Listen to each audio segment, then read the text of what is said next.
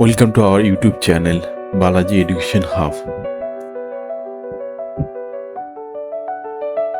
Today I will show you जैसे general एक income tax का व टीडीएस का कोई भी नोटिस आता है, कॉमन नोटिस, उसका रिप्लाई कैसे देना होता है, इसका फॉर्मेट वगैरह दिखाता हूँ और पहले आपको नोटिस वगैरह दिखाता हूँ।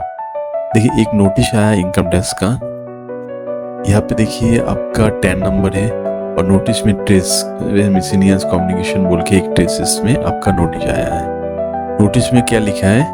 नोटिस में लिखा है यहाँ पे मेजर नोटिस में, यहाँ पे देखेंगे यहाँ पे पार्ट वाला 1/4/2024 से जो ट्रांजेक्शन हुआ था 4,10,000 का, लेकिन टीडीएस जमा हुआ 1/4/2025 में 67। वो लोग क्या दिखा है? शॉर्टफॉल दिखा रहा है 8-83.50। इसमें इश्यू कोई सोचेगा इनकम टैक्स से लेटर आया तो पहले डर जाएगा इनकम टैक्स का नोटिस देख के, क्योंकि सबको डरने का एक रहता है। ऐसे कुछ नहीं है, इनकम टैक्स आने से भी कोई दिक्कत नहीं है, आप खुद रिप्लाई कर सकते हैं। कैसे रिप्लाई करना होगा इसका मैं दिखा रहा हूँ आपको, इसलिए आपको पहले एक पूरा गो थ्रू कर लीजिए क्या नोटिस में क्या है। यहाँ पे दिया है इन्फॉर्मेशन, आपका पास जो ट्रांजेक्शन हुआ है, जितना टीडीएस का ट्रांजेक्शन है उतना ही टीडीएस पेमेंट करेंगे। आपका टीडीएस यहाँ पे क्या आ रहा है?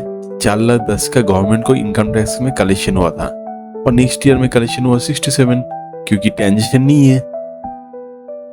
ट्रांजेक्शन जब भी इतना नहीं होगा, कम ट्रांजेक्शन होगा, तब जाके कम ही आपका टीडीएस जमा होगा। इसका फॉर्मेट भी दिया है और मेल में देखिए यहाँ पे मेंशन किया, you may also email your reply eight Siliguri बोल के एक रिप्लाई वाला मेल आईडी डाला है। इस मेल आईडी में देना होगा और फॉर्मेट इस फॉर्मेट में देना होगा। रीजन फॉर शॉर्टफॉल डालना होगा।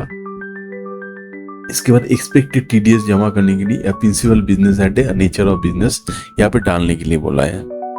ठीक है, तो मैं आपको इस फॉर्मेट वगैरह दिखा दिया। इसका कभी भी किसी का आता है, सब वगैरह लीजिए ट्रांजेक्शन नहीं हुआ तो दिखाएगा जो लास्ट ईयर में इतना ट्रांजेक्शन हुआ, लेकिन इस साल आपका कमी 0 ट्रांजेक्शन है, तो उसका भी सेम फॉर्मेट का रिप्लाई देना होगा।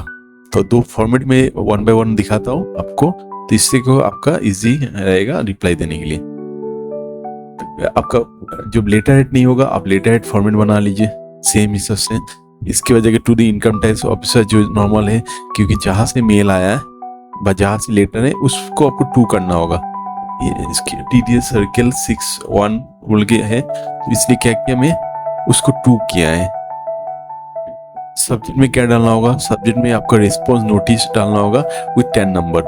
इसके बाद डियर सर लिख के आपका जो भी आपका रेफरेंस आ रहा है वो रेफरेंस आपका लेटर में डालना होगा। लेटर का रेफरेंस क्या है यहाँ पे देख सकते हैं, लेटर का रेफरेंस नंबर है 010526। पूरा आप कॉपी कर लीजिए। कॉपी करके आप कॉपी वहाँ से नहीं होगा, टाइप करना होगा, टाइप करके आपको यहाँ पे मेंशन करना होगा। इसके बाद बाय डिफॉल्ट एक नॉर्मल फॉर्मेट में कुछ लिख सकते हैं और इसका यहाँ पे लिखा है less TDS related business transaction और no shortfalls, we assure you your liability will come any transaction, then we will fulfill and to be pay, but at present no extra liability। और मेरा यहाँ पे बिजनेस प्लेस डालने के लिए business place करके simple आपका रजिस्टर मेल आईडी जो है मेरा, देखिए रजिस्टर मेल आईडी कैसे चेक करेंगे। आपका रजिस्टर मेल आईडी में 27A अब जब जनरेट होता है टीडीएस रिटर्न, तो उस समय आप रजिस्टर मेल आईडी आप मेंशन करते हैं उसी मेल आईडी से। जैसे यहाँ पे देखिए एक 27A आपको आपका सामने खोल के दिखा रहा हूँ, ये वाला मेरा रजिस्टर आईडी है। इसी मेल आईडी में आपको रिप्लाई डालना होगा मेल आईडी से। तो इस मेल आईडी से जो सेम लिखा हो वो सेम रिप्लाई कर दीजिए। इससे आपका कोई टेंशन के लिए भी आपका जरूरी नहीं है, प्लस आपका प्रॉब्लम भी नहीं हो। और एक रिप्लाई आपको सेम चीज और एक है बाय डिफॉल्ट आया है, क्योंकि कॉमन, आपको डरने का कुछ नहीं है। यहाँ पे देखिए और एक है यहाँ पे आपको दिखा रहा हूँ टीडीएस नोटिस।